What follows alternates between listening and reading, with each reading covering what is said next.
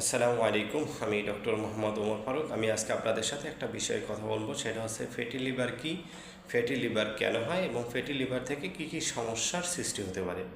Fatty liver কি? আমাদের শরীরে লিভারে যখন দীর্ঘদিন ধরে কোলেস্টেরল এবং অতিরিক্ত চর্বি জমা হয়, এই অবস্থাকেই সাধারণত ফ্যাটি লিভার বলা হয়।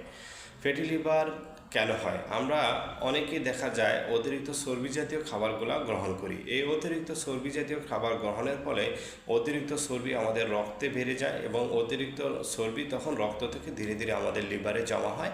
তখন এই দীর্ঘদিন অতিরিক্ত চর্বি লিভারে জমা হওয়ার কারণেই ফ্যাটি লিভারের সৃষ্টি হয়। এখন ফ্যাটি লিভার হলে কী কী সমস্যার সৃষ্টি হতে পারে?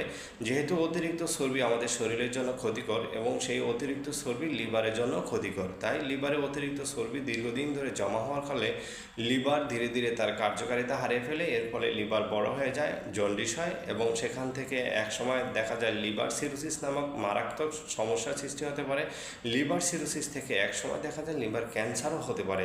তাই কারো যদি ফ্যাটি লিভারের সমস্যা থাকে, অবশ্যই একজন চিকিৎসকের পরামর্শ নেবেন। ধন্যবাদ। আসসালামু আলাইকুম।